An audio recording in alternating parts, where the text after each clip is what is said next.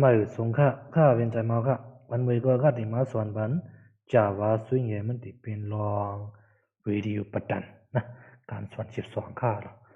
video pattern na po how who long check box ne chin na video pattern le tang check box ko ne ti ham khai ngai kan nei kha le shi wa na video pattern ne man ti pin long and how ti check lai nan an ge ne ka na kha ti man ne ban thiang kha na ma kai ko ne dot ne ti ne ban ka kha naที่จังไหนครับนะสองอันไหนนะค่าที่มีไว้เนาะค่าที่มีออปชั่นไว้2อันเนี่ยค่าที่เลือกไล่อันเดียวกันเนี่ยกันนะนั่นมันติเป็นวิดีโอปัตตันก็หลายก็มันติเป็นวิดีโอปัตตันก็เนาะหลายก็มันติเป็นวิดีโอปัตตันเนาะวิดีโอปัตตันเนาะน่าจะเป็นเช็คบ็อกซ์เนี่ยก็นะ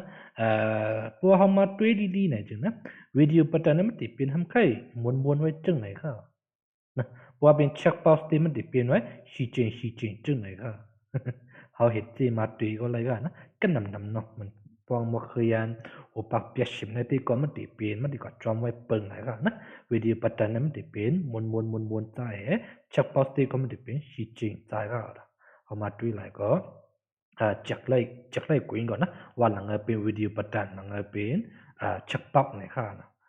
ตีวิดีโอปัตตันนะตอนนั้นมันติมาเฮ็ดให้เฮาเกลุกเลย1อันกวยเนี่ยมันติเลยมาเจอตือจอมปัตตันกรุ๊ปไหนครับแล้วที่เจนเดมันเตรียมค่ายง่ายกันดังชักเป้าข่าวเนาะสัตว์ละดัดว่ามันก็อัดไอน์เต็มลิสันนาว่าจังได๋นะโอเคคันที่มันในปันข่าวก็เนาะแล้วที่มันติเป็นการฝึกอันค่าเฮ็ดไว้ก็ทอนเป็ดกาขึ้นเก่าค่านะค่าที่ว่า video button exercise นะแล้วก็เนี่ยเนาะค่าก็ติมาเฮ็ดจีเฟรมเนี่ยนะให้บ่มุดกะนะว่าให้มาลกได้จึงสิก็ให้บ่ไล่หมดโอเคก็ video button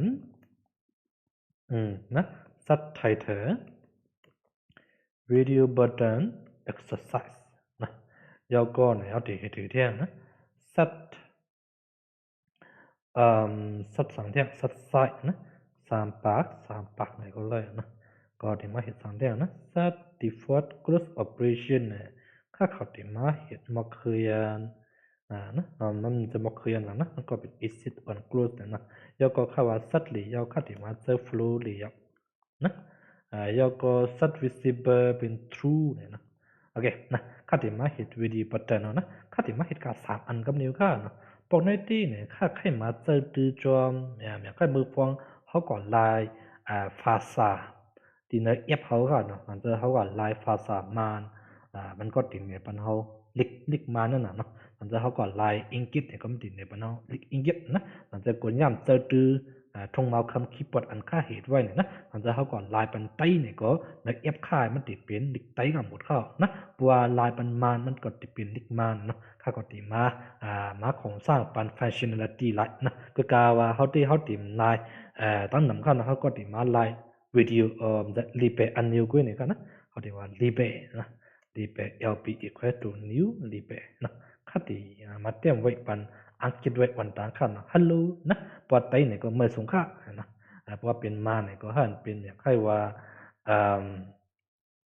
เมงกลาบาเนี่ยค่ะนะโอเคนั่นก็เนาะตอนแต่เฮาเตรียมใครง่ายไว้เนี่ยค่าที่มาโครงสร้าง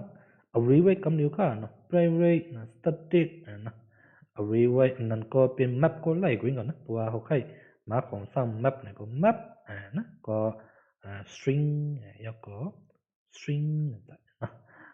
ประมาณนั้นนะเฮาติมาเฮ็ดmap ไว้อยู่3อันเนี่ยนะค่าที่ว่า map top off เนี่ยกำนิ้วก็เนาะmap มันจะค่าที่ว่าlanguage นะ language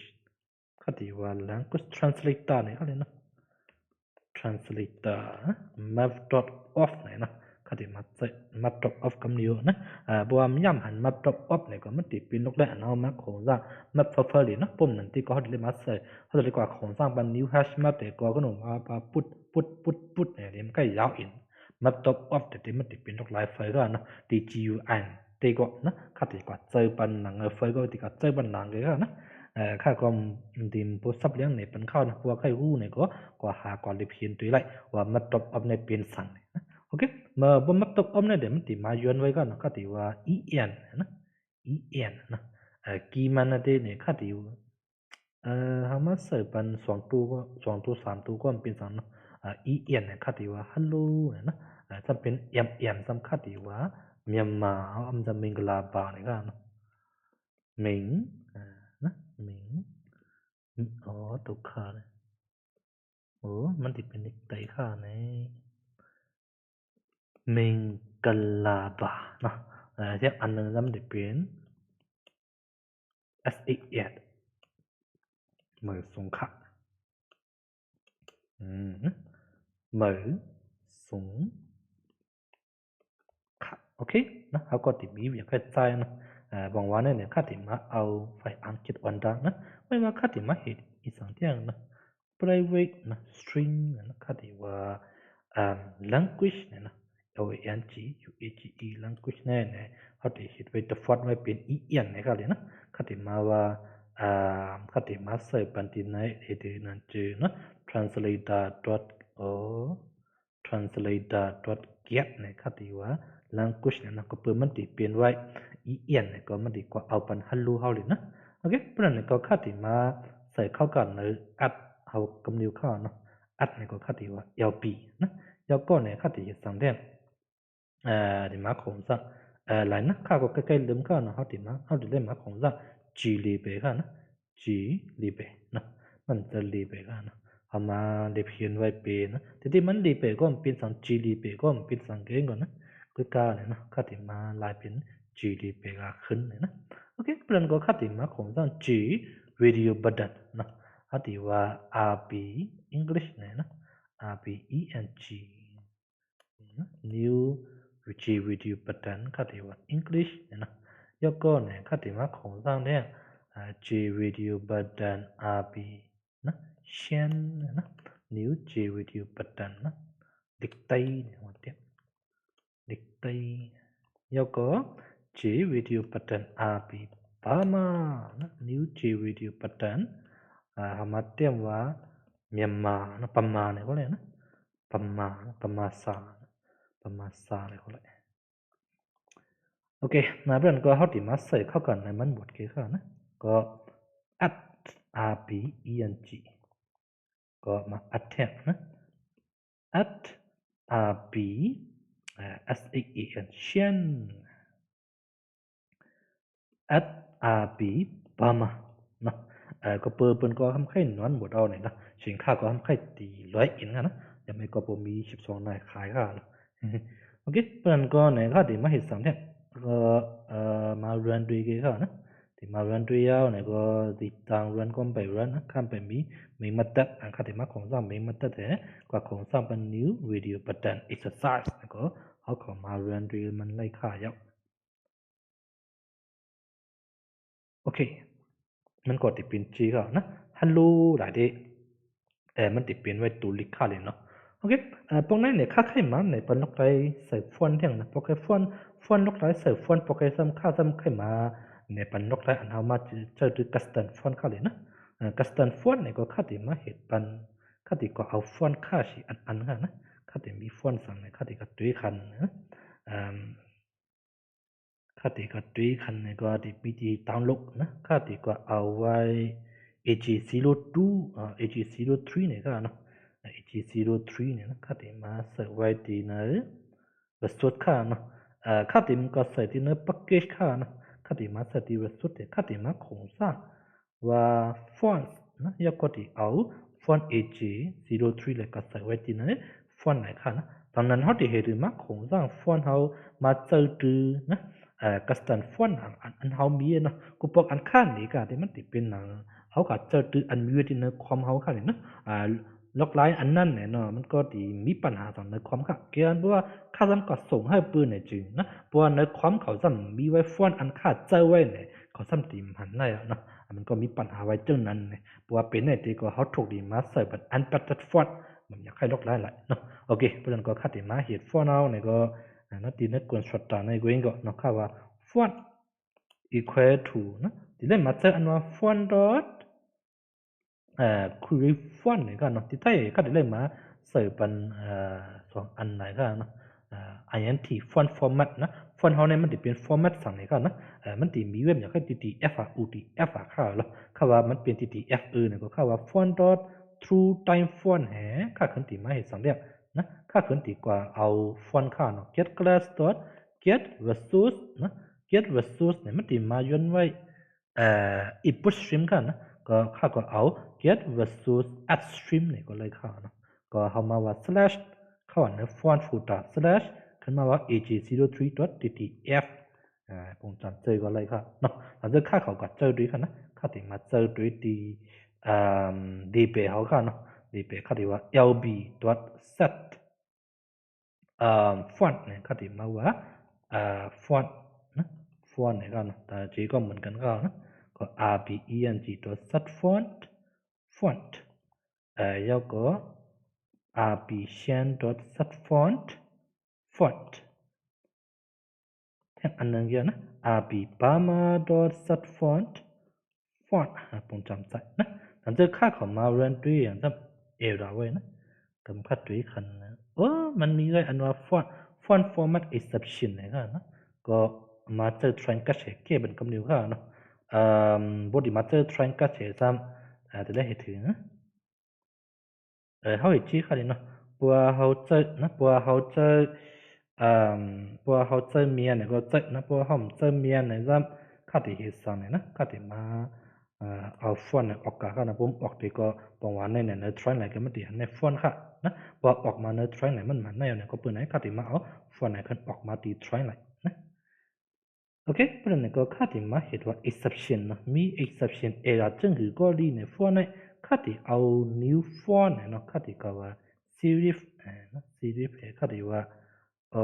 18นะครับ serif เนี่ยมันสิเป็น font norm ค่ะนะ font dot plain ก็มา18เนาะเพราะว่าเฮาก็รู้ในที่ก็ค่าที่มาเจอคัน serif font นะว่ามาเจอคัน serif font ดีก็serif font ดีก็มีปัญหาไว้เนาะมันจำเป็นได้นะเอาไว้ว่าค่าที่ก็เจอคัน font อันนะอันมีไว้ในความค่าเนี่ยนะ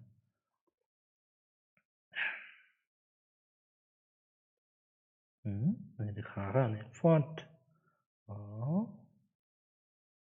font เนี่ยก็ไว้ว่าค่าที่มาเจอคันag ค่ากันนำดีก็มันติไล่ค่าเลยเนาะลิกได้ลิกมันค่าที่ว่า ag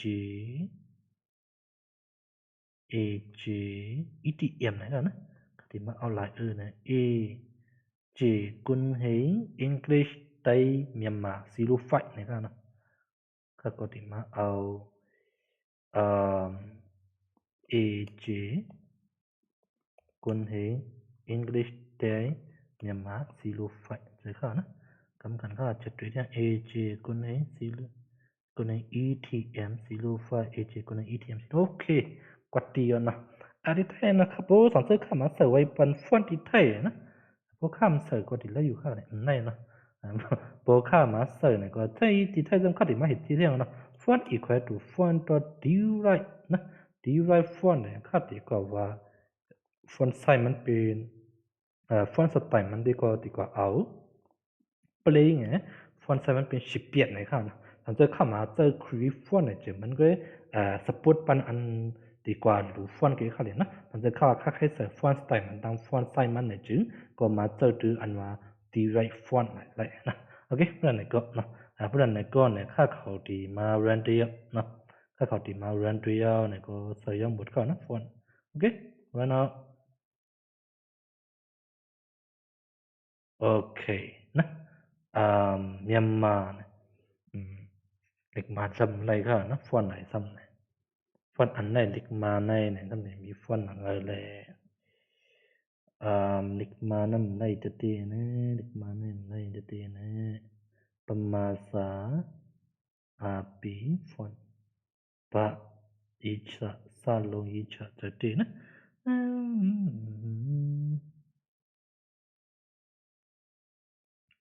ในฟอนต์มาในก็กินเซเว่นก็ค่ะนะ AJ03 นะဒီမှာချက်တွေ့ AJ03 เลยค่ะนะมันนาง AJ03 มันเป็นอันไล่เล็กมันค่ะนะอย่างสำไล่เล็กมันก็มูค่ะนะค่ะที่มาว่า AJ03 ที่มาเรียนตรีเที่ยงหลายนึงโอเคนะเอามาเจอใจกันเนาะ มันก็ติดไล่กันทั้ง3อันเนาะนะ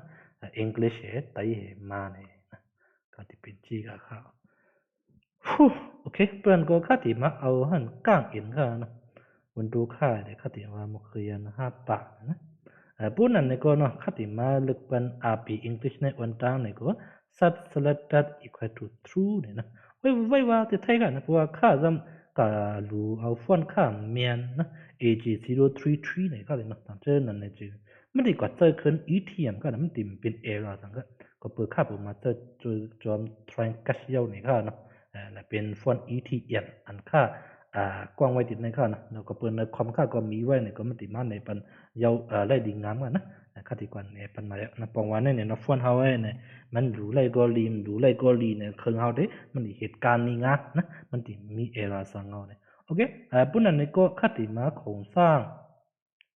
นะค่าที่มาโครงสร้างซับอัดไอเทมเกี่ยวนะอัดไอเทมเชิงเกี่ยวนะ rb english.add นะ item listener เนี่ยเนาะพวกนี้ค่าสัมติมันเนี่ยบันเทิงหลายนะค่าที่มาเจอ this ค่าที่มาเจอ anonymous นะเพราะค่ามาเจอ anonymous ที่ได้ก็เจอดัง3ตีเนี่ยก็มันเป็นเจอกันเนาะโอเคค่าที่ไม่ถือนะค่าที่มาว่า item listener ค่าที่มาว่า new item listener ค่าที่มาของสร้างใจกันนะค่าที่มาเจอเป็น item listener object หลายค่านะเพราะว่าเขาเป็นได้เนี่ยก็มาเจอดื้อlambda expression ได้ตรงจำใจคำนี้ว่านะโอเคดีใจจะตีค่าหน้าใจก็ค่าที่มาว่า item listener นะแล้วก็ rbshan.add item listener นะ rbburma.add item listener เนี่ยเนาะเอามาอัดเป็นทั้ง3อันเอาเนี่ยก็ที่ไทยค่าที่สังนะค่าที่มาด้วยว่าค่าก่อนลึกไว้สังนะ get item equal to rb english หลายฟองว่าเขาก่อนลึกไว้เป็นนะมือฟองเขาก็สลัดไว้ rb english ค่าเลยนะพวมจะ as if e.get item นะจริงนะค่าที่ว่าสำคัญนะสำเหมือนกันต่างเช่นนะจริงนะเป็นน้องอันเขาก่อนลึกเป็นวิดีโอปัตตันไตยนะแล้วก็ค่าที่มาว่า as if e.get item เหมือนกันนะ rb burma นะจริงนะเป็นน้องอันเขาก่อนลึกเป็น rb burma ก็นะโอเคค่าที่มาเรียนด้วยอันนั้นค่ะเนาะโอเคนะแล้วไม่ค่าที่มาลึกเป็นลิกไตยนะ English ก็ลึกเลยลิกไตก็ลึกเลยค่าลืมลองที่อัดเข้ากันในปัตตันกระเป๋าค่ะเนาะที่ตัดเตยนะที่ตัดเตยที่อันตามดิสนาค่าที่ไม่สังค่าที่ไม่ให้ปัตตันกรุ๊ปอันนึงนะค่าที่ว่าP นะ PG เนี่ยค่ะเนาะก่อน new ปัตตันกรุ๊ปเนี่ยPG เนี่ยค่าที่มาอัดเข้ากับอันว่า RP English RP Shane RB Burma นะที่มาอัดกับทั้ง3อันนั้นนะตามที่บอกในที่ก็เขาที่ไล่มาอันว่าดึกเลยอันเดียวกันเขานะและเป็นลองวิดีโอปัตตันครับนะโอเคที่ไทยเดี๋ยวคัดที่มาเตรียมนี่ค่ะเนาะว่านะ English นะแล้วก็ที่ไทยสำคัญที่มาเตรียมนี่ว่าShen นะแล้วก็ที่ไทยสำคัญที่มาเตรียมนี่ว่านะเนาะ Burma นะที่ S ที่ก็เตรียมกันก็ไล่นะเพราะว่าแค่มันเป็น error แค่มันฮู้เนี่ยก็เข้าว่า nothing is selected นะมันที่ก็ดิมเป็นนั่นก็นะวิดีโอปัตตันเฮานี่ก็มันติเป็นเนื้อเกสารลองไหนสิลองๆก็เนาะอันว่า nothing is selected ก็มันติมีวันไหนปันเนี่ยก็เพราะว่ามาเซอร์เวก็มีผิดก็นะมาเซอร์ปันลิกไตเนี่ยก็มันดีว่าเชียนประมาดิกมานนะก็ไหนซับคำงานนะค่าที่เหตุเก็ปันให้มันโปในปันอันเดียวกันค่ะนะค่าใครๆมา7ปันใจนะ e dot นะ get state change equal to item นะ item event dot selected นี่ค่ะนะที่จะได้มาเห็นที่เสิร์ฟมันเข้าอยู่นะทั้ง3อันในเนี่ยค่าที่มาเสิร์ฟปันไหนกันเนาะบุญนั้นที่ก็บัวมันกว่าลึกไว้เนี่ยก็สมานเนี่ยเป็นเข้าที่เนาะค่ะว่าที่เอาหลังอันลึกไว้เก้นี่ค่ะเนาะสังเจ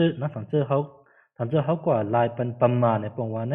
English มันจะเป็น answered กว่านะ answered กว่ามันจะได้เข้ามาเนยค่าสำคัญเฮินเข้าเนาะเพราะว่าเป็น d-slut answered เนี่ยก็ข้ามแค่มันเฮ็ดซังเนี่ยก็เข้าได้มากว้างกันบางแอบนะแอบนะโอเคเนาะที่ไทยก็เหมือนกันนั่นก็เฮ็ดชื่อก็เลยค่ะนะ if and เนาะ e dot get state chain ให้เป็นนะ I am even dot slut tab ชื่อเขาจำที่มาเหตุการณ์กันหมดเนาะมาเหตุการณ์กันหมดไหนมันเดียมไข่สร้างล้างดีหิมมื้อไก่ค่ะเนาะมื้อไก่ในค่าอ่านก็ใส่บันดาล3ตีค่ะนะก็สิมาทวนไปแล้วไทยก็โอ้ถูกค่ะทวนแน่เนี่ยก็มันทวนปันก็ทวนหางของนะหลายก็เหมือนกันเอาเนี่ยนะประมาณนี้ปกติมันติมาเหตุการณ์มือฟ้องเฮาเฮ็ดสลัดเกยาวเนี่ยนะอันสลัดเกในที่มันติเหตุการณ์เอาเนาะถ้าก็ติมกว่าเหตุ3ที่เนอ S ค่ะนะข้ามแค่เหตุการณ์ข้ามแค่มันเหตุการณ์โอเคถ้าติมา3ที่เวียนเที่ยงหลายนึงเนี่ยมันติเป็นกว่าจังคือเนี่ยนะลิกไตเชียนนะประมาษาปามาเนี่ยเนาะโอเคเที่ยงลองเกยค่ะนะเฮาก็ติยาวค่ะนะโปรแกรมค่ะเนี่ยแล้วก็เปิดค่ากว่าในเป็นลองฟ้อนก็มันเตรียมค่ยาวค่ะอีเลยนะโอเคค่าที่เฮ็ดซังนั้นเนาะก็เฮามาเฮ็ดซังนะ lb เนาะ lb.set test เนี่ยค่าว่า translator.get นะเพราะว่าเป็นอังกฤษเนี่ยก็ en นะนะค่าที่มา copy ไล่มาที่เชียนมาไล่เป็น san มาที่ปามามาไล่เป็น mm นะ my นะลิกมาในที่มันติมีmm ดัง my ก็มันปกติ mm มันปกติ my นะก็คันคลิกกันจอมโอเคค่าที่มาเรียนตัวเองบ่ได้นะthe first มันก็เปิดค่ามาในไว้เนาะen เนี่ยก็มันติเป็นไว้อังกฤษค่ะนะค่าก็มาสลัดปันไว้ค่ะมันก็ยากันดีๆนะนิกไตเนี่ยก็มันติเป็นว่าเมื่อสงค่ะเนาะประมาณ3เนี่ยก็มิงกลาปาเนี่ยโอเคนะในเนี่ยถ้าเฮามาด้วยเนี่ยเนกาวิดีโอ3อันเนี่ยเฮาติเช็คเลยอันเดียวกันนะเฮาเช็คสิอันก็เลยค่ะนะเฮาเช็คสิอันก็เลยค่ะเนาะเฮาเช็คสิอันก็เลยนะที่ได้นะข้าวมาลึกไว้ได้ข้าวข้ามขั้นลึกสั่งนึงเลยนะที่ได้มีที่อีกส่วนนึงอันอื่นนะไหนมันเป็นลองวิดีโอปัตตันครับนะเช็คเป้าในดำเฮาติลึกไล่ 2-3 อันตัดกันนะเฮาข้าก็มันเนี่ยปันจอมมือเฮาก็ใช้แบ็คกราวด์ค่ะเนาะนะ red green blue นะ red and blue สังเกตเฮามาเช็คทั้ง2อันเนี่ยมันดิออกปันสีสมกลางเฮาที่สังจีนึงก็กันในปันหมดเข้าเนาะโอเคย้ำว่านะลองวิดีโอปัตตันไหนก็เนี่ยที่ปอนเจอสร้างล่างดีกว่าค่ะนะ